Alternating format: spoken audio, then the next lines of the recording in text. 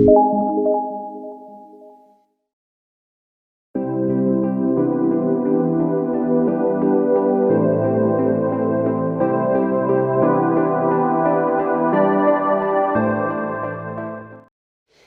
learners, welcome to Schoolsnet Kenya e-learning platform.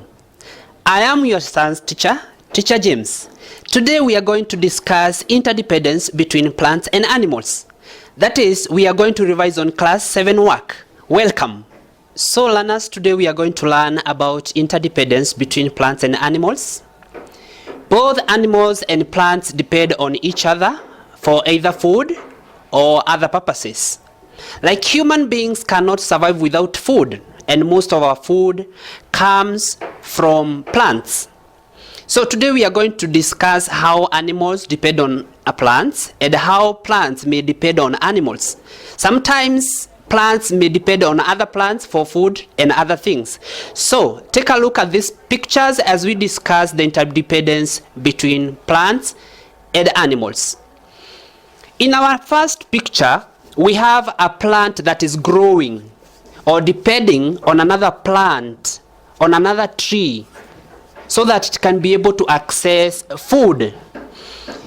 Because some trees are taller than others, it means that some trees will have to develop a mechanism that may help them to climb on other trees, which we can call creeping or climbing trees, so that they can access sunlight. How does sunlight help trees or plants? It helps the plant to manufacture its own food through a process called photosynthesis. In our next image, we have that animal in form of a bird. A bird will depend on trees for habitat. Birds, most of them will build their nests on trees. Meaning that if we cut all the trees, we may affect all the birds that depend on trees for habitat. They build their nests on trees and they lay their eggs on those nests. Animals like baboon or monkeys and other apes have trees as their habitat. They depend on plants for food and they make trees to be their home. If we clear all the trees, it means that the baboons and other apes will not have their home. Good learner, in our next image, we see an animal grazing. What is the name of that animal? A goat. Animals depend on plants for food. Herbivorous animals depend on plants for food. We do have other animals like human beings who will depend on both animals and plants for food. What is the name given to animals that feed only on vegetation? Thank you for answering. Then we have another image that shows how we share air that we breathe in.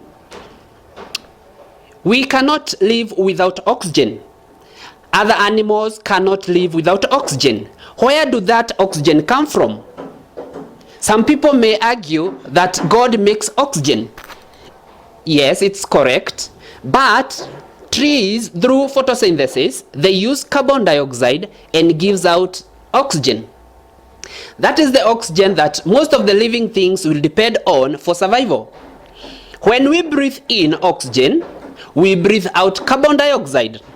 So during the day, for photosynthesis to take place, plants will need carbon dioxide so that they are able to make their own food. Then in return, they give out oxygen. So animal will breathe in oxygen and breathe out carbon dioxide. Plants during the day will breathe in carbon dioxide and give out oxygen. During the night, it is very good that you note that during the night we share oxygen, both animals and plants. Let's go to another image. Human beings depend on trees so that they are able to build their houses. So animals, other animals like wild animals will depend on trees so that they can be able to have their shelter. Likewise, without trees, we are not able to build our houses.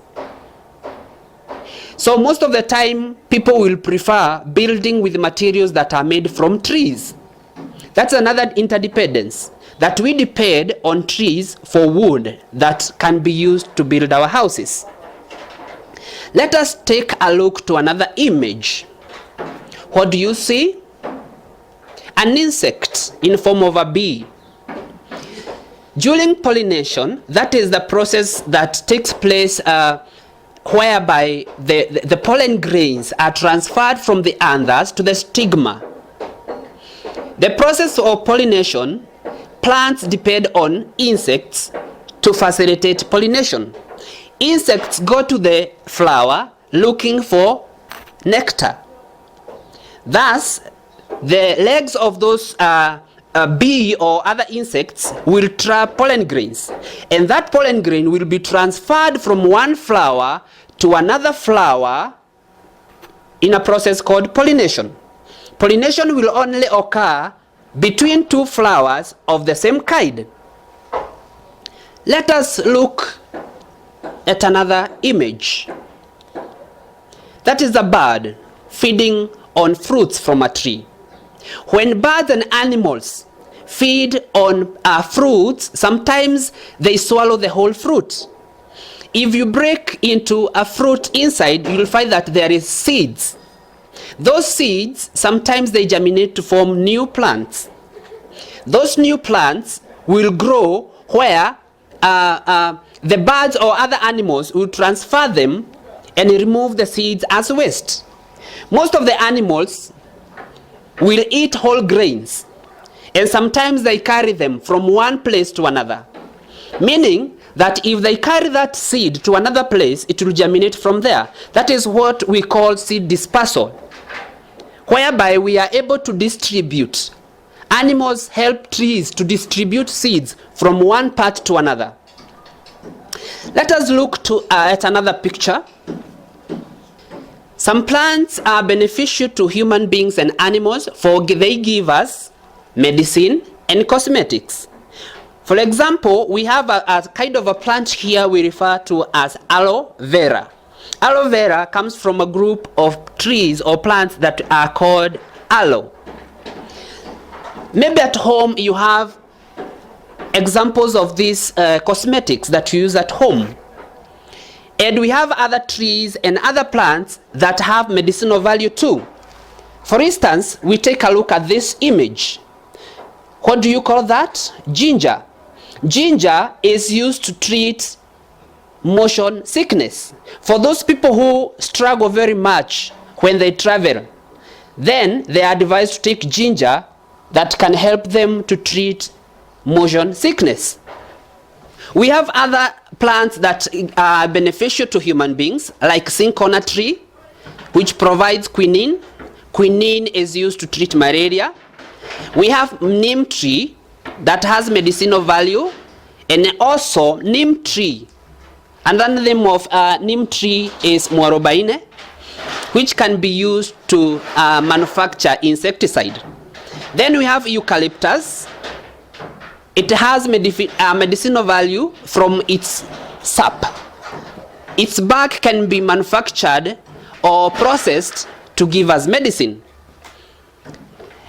People who manufacture medicine from plants are referred as herbalists. Let us take a look at another picture. What do you see? Funny looking plants. These plants are known to grow in soil where there is a lot of acid. So they grow in acidic soil and they lack what we call nitrogenous components. In another name, we can refer to that as nitrogen or proteins. For them to get proteins, they trap small insects, they trap small birds, so that they can get protein or nitrogenous components or compounds from those insects. Examples of insectivorous plants includes Venus flytrap, sundew, bladderworts, pitcher plants. All of them depend on insects, small insects, so that they can be able to acquire protein from them. In our next image, we see human or animal waste. How is it important in the soil? Animal waste add nutrients to the soil. Those nutrients are required by plants so that they can grow well. So plants depend on animals for nutrients. Another image shows funny looking small animals. We refer to them as millipede and centipede. What is the purpose of them in the soil? When animals and human beings and plants die, they decompose. It is the work of these small animals to decompose anything that is rotting.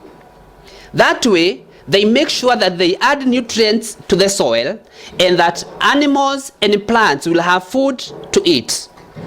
We have another example of a decomposer that you can see on your image. These ones will grow where there is trees or plants that are dead and rotting.